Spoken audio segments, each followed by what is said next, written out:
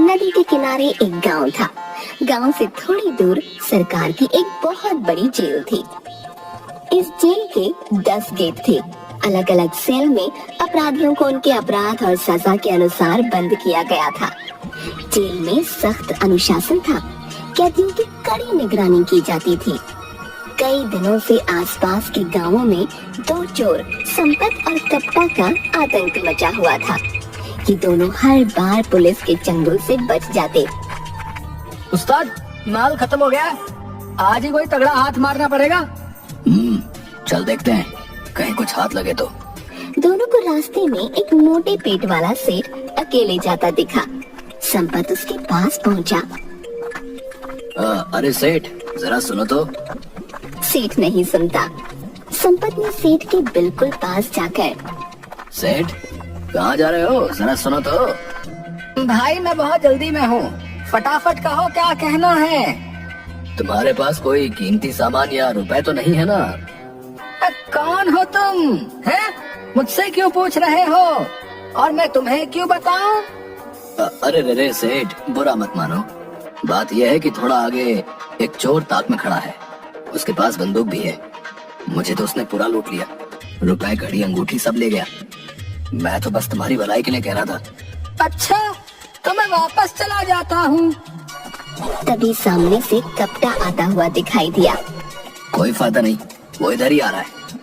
अब क्या करूँ? पता नहीं, मुझे तो लूट चुका है। फिर भी डर लगता है, कहीं जान से न मार दे। मैं यहाँ से भाग रहा हूँ, तुम भी भागो और अपनी जान बचाओ। सेठ भागने की कोशिश करता है, पर 2 कदम से आगे नहीं भाग पाता। ए भाई, जरा रुको, मेरी मदद करो, वरना ये मुझे मार डालेगा। अब ऐसा करो, तुम अपना कीमती सामान मुझे दे दो। सेठ अपनी चेन, अंगूठी, घड़ी उतार कर संपत को देता है। ये मुझे पहले लूट चुका है, इसलिए मुझ पर दोबारा शक नहीं करेगा। और मैं तुम्हारा सामान लेकर दूसरी ओर जो पानी की एक टंकी है, भागकर वहीं जा रहा हूँ और छिपकर तुम्हारा इंतजार करूंगा। इसके जाने के बाद तुम वहीं आ जाना। सेठ हाँ में सिर हिलाता है, फिर अपनी जेब से नोटों से भरा बटुआ निकाल कर उसे देता है। ये भी लेते जाओ। संपत सब लेकर दूसरी ओर भाग गया। सामने से कप्ता चाकू घुमाता हुआ सेठ के पास से चलते हुए चुपचाप गुजर गया। शुक्र है इसे मुझ पर कोई शक नहीं हुआ। सेठ पानी की टंकी ढूंढता है, पर वो नहीं मिलती। अब यहाँ पानी की टंकी कहाँ है? अरे भैया, यहाँ दूर दूर तक कोई पानी की टंकी नहीं है। सेठ अपना सिर पकड़ लेता है। संपत और कप्ता माल देखकर बहुत खुश होते हैं। अगले दिन आज कोई और माल हाथ लग जाए तो मजा आ जाए। थोड़ी दूर सड़क के किनारे एक स्कूटर खड़ा था, जिसे देखकर कप्ता चिल्लाया। उस्ताद, यहाँ आपने कहा, वहाँ ऊपर वाले ने सुन ली उस्ताद। वो देखो स्कूटर, उसके आसपास कोई दिख नहीं रहा। दोनों भागकर स्कूटर के पास जाते हैं। कप्ता पहले और संपत उसके पीछे पहुंचा। क्या उस्ताद, मोटिया गए हो? थोड़ी दौड़ने की प्रैक्टिस करनी पड़ेगी। ओ, ज्यादा बातें मत बना, चल स्कूटर उठा। कप्ता स्कूटर पर बैठकर उसे चलाने की कोशिश करता है, पर वो नहीं चलता। अरे क्या हुआ, एक स्कूटर भी नहीं चला सकता है और चोर बना घूम रहा है। इसमें ताला लगा हुआ है उस्ताद। कहकर वो अपनी जेब से एक पिन निकालकर ताला खोलने की भी कोशिश करता है। अबे जल्दी कर, कोई आ ना जाए। उस्ताद, ये हीरो ताला है, हीरो ताला। हाँ, ऐसे नहीं खुलेगा। अबे हीरो हो या जीरो, सब खुलेगा। चल हट, मैं खोलता हूँ। संपत एक बार में ही पिन से ताला खोल देता है, फिर अपनी कॉलर ऊपर करके बाल ठीक करता है। वाह उस्ताद वाह, मान गए। संपत और कप्ता ने जैसे ही स्कूटर पर बैठकर उसे स्टार्ट किया, पहले से छिपे हुए सिपाही आ गए। उन्हें देखकर वे दोनों भागने लगे। कप्ता तेजी से भाग गया, पर संपत पकड़ा गया। कप्ता ने पीछे मुड़कर देखा। उस्ताद को तो पुलिस ने पकड़ लिया है, मैं उन्हें ऐसे छोड़कर नहीं भाग सकता। सोचकर वो वहीं रुक गया और सिपाहियों ने उसे भी पकड़ लिया। वो दोनों को मारते हुए थाने ले गए। अरे पकड़े गए ना बच्चे, हैं? क्या सोच रखा था? कभी पकड़ में नहीं आओगे। अभी मरम्मत भी होगी और कल अदालत में पेशी के बाद सजा भी मिलेगी, समझे? अगले दिन सिपाही दोनों को बड़ी जेल लेकर गए। ये दोनों नामी चोर हैं, इन्हें 2 वर्ष कैद की सजा मिली है। इन दोनों को 7 नंबर सेल में ले जाओ।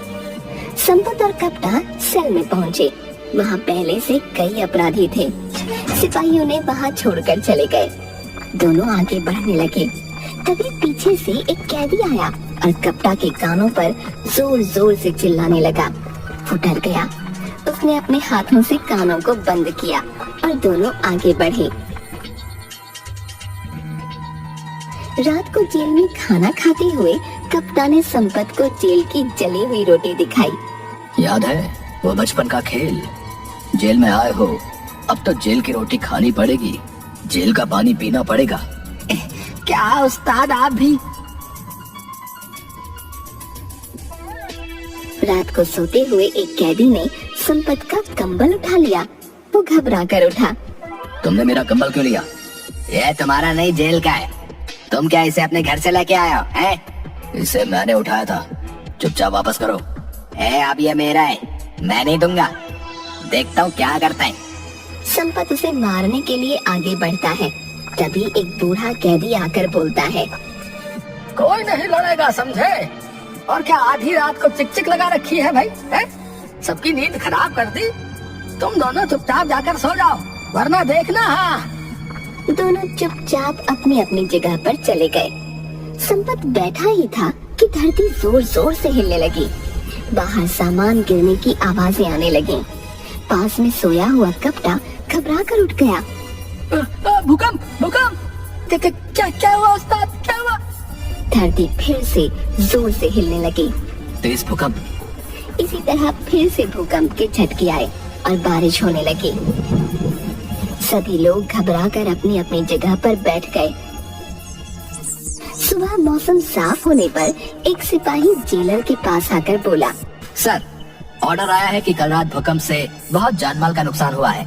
कई घर और सड़कें ढह गई हैं, रास्ते बंद हो गए हैं, तो तत्काल राहत कार्य के लिए जेल के कैदियों को लगाना होगा। मामला गंभीर है, कभी सोचा नहीं था ऐसा भी होगा। ऐसा करो, गंभीर अपराधियों को छोड़कर बाकी सबको कड़ी निगरानी में राहत कार्य में लगा दो। जी सर। तुम सब लोग यहाँ से निकलने के लिए जल्दी तैयार हो जाओ। कहाँ घुमाने ले जा रहे हो भाई? ओ काका, बुढ़ापे में पिकनिक जाना है? लगता है हमारे लिए जेल भी छोटी पड़ गई है। सब हंसने लगे। चुप रहो और ध्यान से सुनो, घुमाने नहीं, तुम्हारे पाप धोने के लिए ले जा रहे हैं। उस्ताद, जेल से बाहर जाने को मिल रहा है, भागने का अच्छा चांस है। हाँ, मौका मिलते ही निकल लेंगे। मैं तुझे इशारा करूंगा, समझ जाना। सभी कैदियों को एक जगह ले जाया गया। वहाँ कई घर ढह गए थे। चारों ओर मलबा ही मलबा था। सभी कैदी मलबा हटाने में लग गए। सिपाही उनकी निगरानी कर रहे थे। तभी अचानक मलबा हटाते हुए एक कैदी जोर से चिल्लाया, जल्दी आओ, जल्दी आओ। क्यों चिल्ला रहे हो? कोई भूत देख लिया क्या? इधर देखो, हाथ हाथ। सभी लोग उस ओर चले गए। मौका देखकर संपत ने कप्ता को हाथ से इशारा किया। दोनों सबकी नजरें बचाकर वहाँ से निकलने लगे। तभी एक सिपाही बोला, अरे ये तो जिंदा है। मलबे से जहाँ से कैदी ने मिट्टी हटाई, वहाँ किसी व्यक्ति की हथेली दिखाई दी। जब सिपाही ने नस देखी तो वो चल रही थी। अरे ये अभी तक जिंदा है, सब लोग जल्दी से मलबा हटाओ। ये बात सुनकर संपत रुककर मलबा हटाने लगा। उस व्यक्ति को निकालकर सबने शिविर कैंप में पहुंचाया। उस्ताद, जल्दी चलो ना, इससे अच्छा भागने का मौका दोबारा नहीं मिलेगा। नहीं, तू जा, मेरा मन नहीं है। देख, अभी यहाँ हमारी जरूरत है। हो सकता है हमारी वजह से किसी की जान बच जाए। चोरी चकारी के लिए तो पूरी जिंदगी पड़ी है। क्या उस्ताद, आप जेल आकर महात्मा बन गए? कहाँ इंसानियत के चक्कर में पड़ गए? मैं कहता हूँ यहाँ से चलते हैं। नहीं, मैं नहीं, तुझे जाना है, तू जा। कप्ता हाँ में गर्दन हिला देता है। क्या काका है? तुम्हें अपना बुढ़ापा इस जेल में लड़कर बिताना है क्या?